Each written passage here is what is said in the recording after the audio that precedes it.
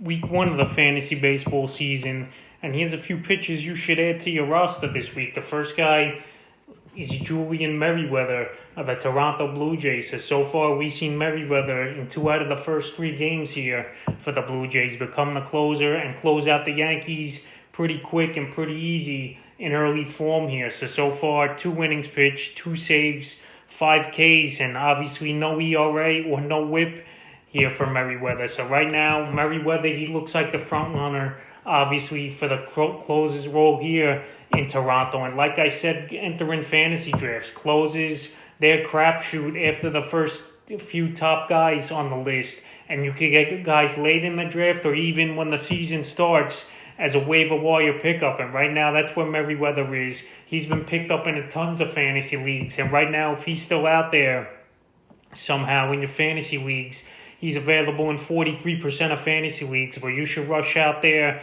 and go to the waiver wire to get him, because Toronto, they're going to be a pretty decent team, I believe, this season, winning anywhere from 80 to 85 games. And I could see Merriweather, if he continues to keep it going and continues to be the closer, save anywhere from 25 to 35 ball games. So he's worth the pickup. The second pickup this week is Cesar Valdez of the Baltimore Orioles, another closer here in the AL East as a recommended pickup so far in the early going. So Valdez, he's 36 years old. He's got a weird wind up and a weird pitching motion from the stretch as well. So far he's pitched 2 innings, 2 saves, 2 strikeouts, no ERA, and he's allowed 1 base runner. But unlike Merriweather, he's still available in 64% of fantasy leagues as Valdez. And this Baltimore team, they're pretty improved than last season. And I believe the Red Sox will most likely be the worst team in this NL East. And Valdez, if he could continue as the closer and stay healthy, since he's 36 years old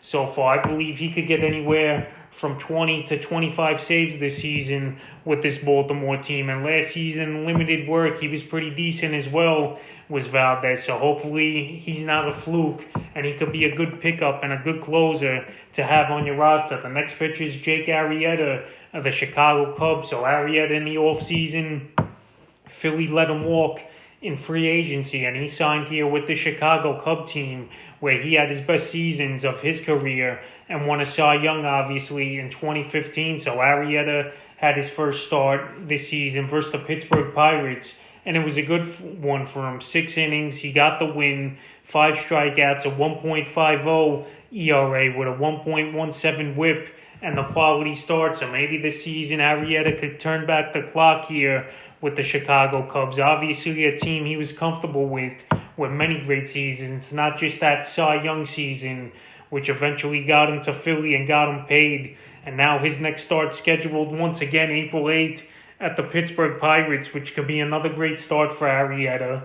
And I think he could be a middle-of-the-pack rotation guy for fantasy rosters, and he's available in 71% of fantasy leagues. So this week he's going to be a hot pickup, and especially with him versus a weak Pittsburgh Pirate team in the upcoming days here on April 8th. The next player to look to hit on waivers this week is the starter Yushi Kikuchi of the Seattle Mariners. So Kikuchi, what an opening start for him so far this season. He went 6 innings versus the San Francisco Giants, 10 strikeouts with a 4.50 ERA in that ball game with a 1.17 whip and a quality start. So Kikuchi, high strikeout rate, and he's a guy that'll probably be the second or third starter most of the season, is the lefty here for the Seattle Mariners. And when you have a guy strike out 10 people, I know San Francisco's not a good hitting ball team, but still, he's a player that definitely should get attention. And right now, he's been added in tons of leagues so far, and he's only available in 55% of fantasy leagues. So he's definitely worth an ad, and he's a player to keep on the radar. The next player is Brian Garcia of the Detroit Tigers. So Garcia here, we saw him get a save in the early going of the season. So far in the season, 1.1 innings, a save.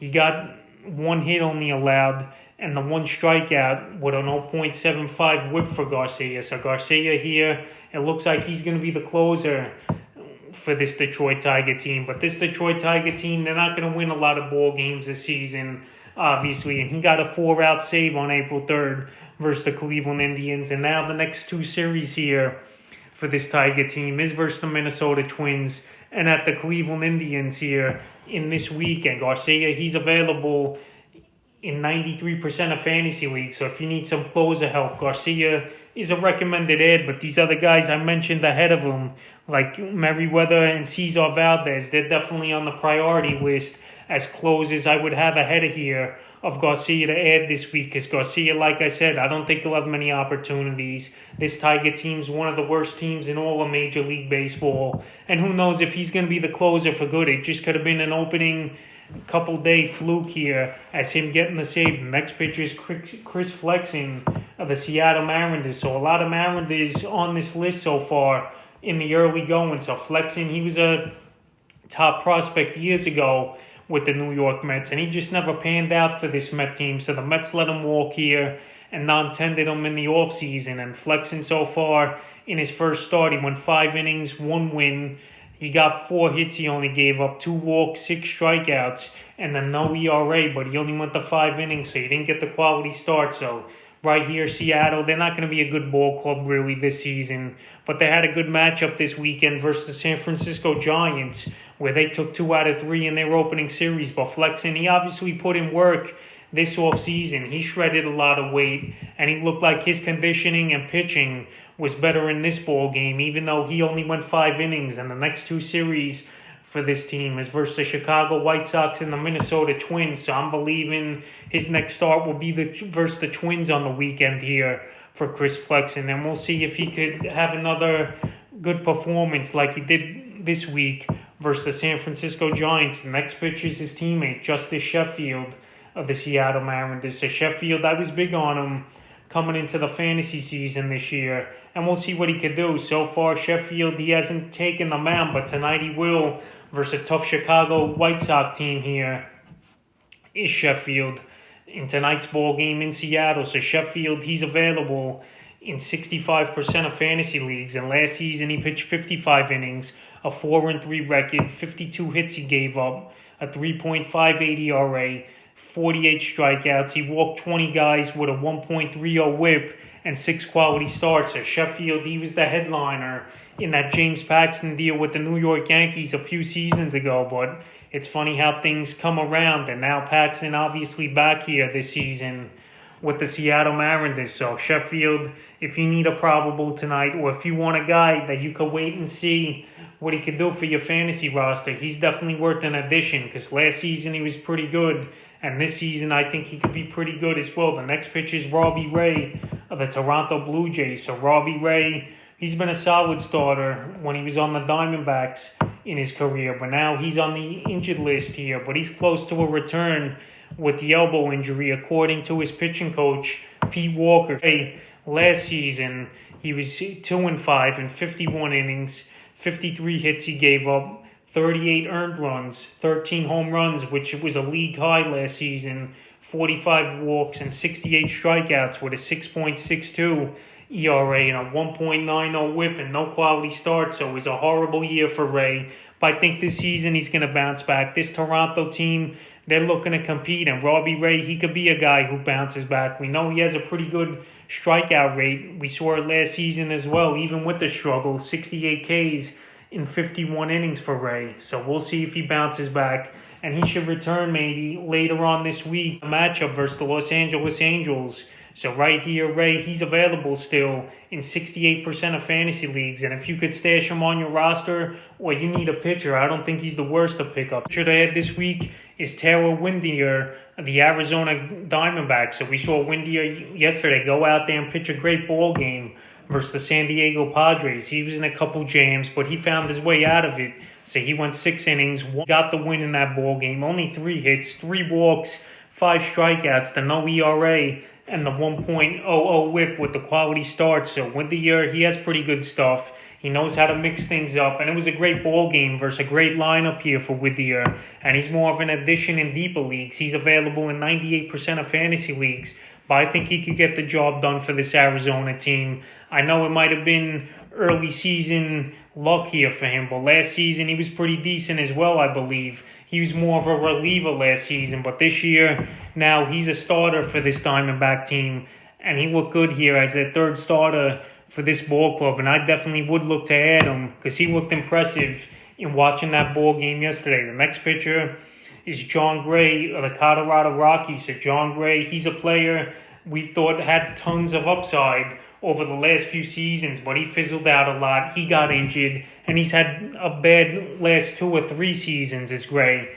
But Gray, he looked pretty good versus the Los Angeles Dodgers in that ball game the other night. 5 innings, 4 hits, 1 earned run, 1 walk only, which is Gray's Achilles heel, and 7 strikeouts with a no decision. So John Gray now, though, once again the injuries have popped up, but he just cramped in that ball game with full body cramping. And this guy, he's just got to find a way not to get injured because he's got pretty electric stuff.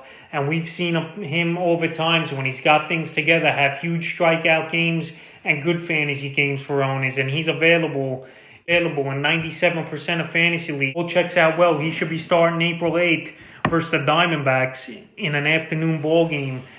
And the final pitcher I would look to add this week's Chris Stavinsky of the Arizona Diamondbacks. Stavinsky, he's available in 98% of fantasy leagues. And the Diamondbacks, they lost 3 out of 4 ball games here to the San Diego Padres. But the only ball game they were up, obviously, was yesterday. And Stavinsky, he came in and he got the save, was the former Detroit Tiger. So he went 1 inning, obviously. He gave up a home run to Fernando Tatis Jr., but he still closed the deal. He still got the save, and that's all that matters at this time here. I know the ERA obviously was a 9 in the inning and the 1 whip, but he got the job done. He's a closer. But the other closers I mentioned earlier in the video, Merriweather, Cesar, Valdez, and Brian Garcia, I'd rather have over Stavinsky because I don't know if it was a one-time thing or what. So that's a few pitches I would look to add here on the waiver wire in the early going of week 1 of the fantasy baseball season.